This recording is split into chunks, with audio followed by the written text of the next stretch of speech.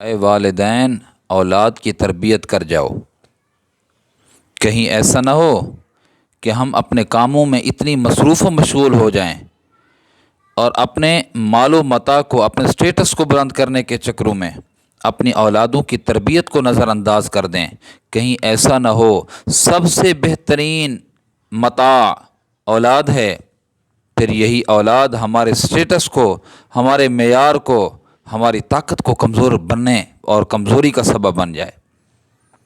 ابتدا ہی سے اس نہج پر کام کر جائیں کہ جو دینی تربیت ہے، کبھی نظر انداز مت کیجیے۔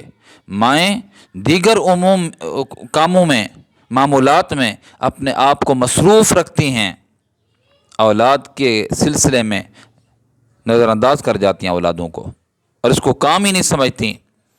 یہ اسکول جانے، یہ اکیڈمی جانے، یہ مثال کے طور پہ مدرسہ جانے، کبھی ایسا نہیں ہوتا۔ والدین اپنی اولاد کی صحیح تربیت کریں، کل کلاں معذرت نہ کرنی پڑے، لوگوں سے ہائی لائٹ نہ کرنا پڑے کہ ہماری اولاد میں یہ خامی ہے، ہم معذرت کرتے ہیں، ہم سوری کرتے ہیں، ہم عاق کرتے ہیں۔ اس وقت کے آنے سے پہلے اپنی اولادوں کی تربیت کر جاؤ۔ کس طرح تربیت کی؟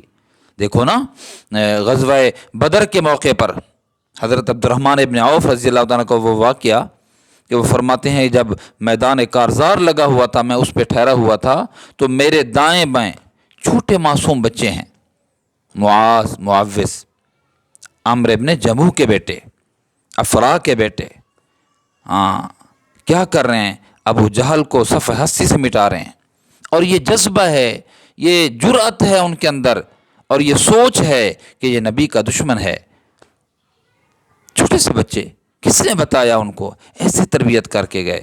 وہ قوم کے، ملک کے، ملت کے، والدین کے خیر خواہ ہوں، ہمدرد ہوں، پشتی بان ہوں، اس صف میں کھڑے نہ ہوں جہاں والدین کے دشمن کھڑے ہیں، جہاں ملک کے دشمن کھڑے ہیں، جہاں دین اسلام کے دشمن کھڑے ہیں۔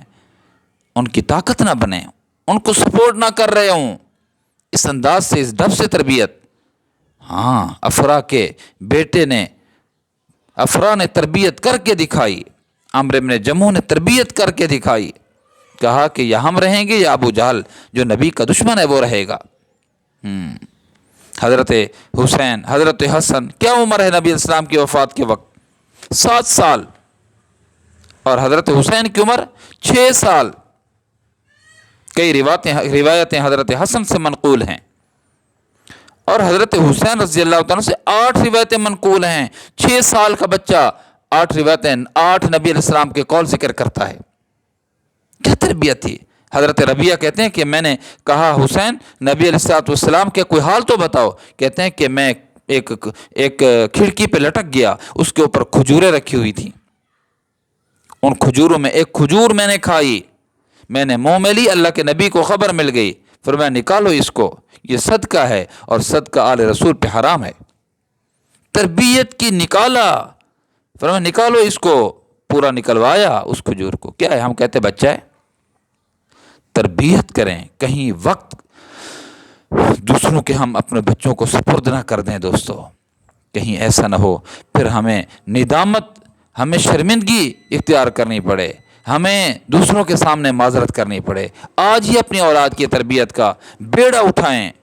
یقین کیجئے ہمارا سب سے بڑا سرمایہ ہماری اولادیں ہیں، اس کی نگہبانی، ان کی نگرانی، ان کی تربیت ہم والدین پر فرض ہے۔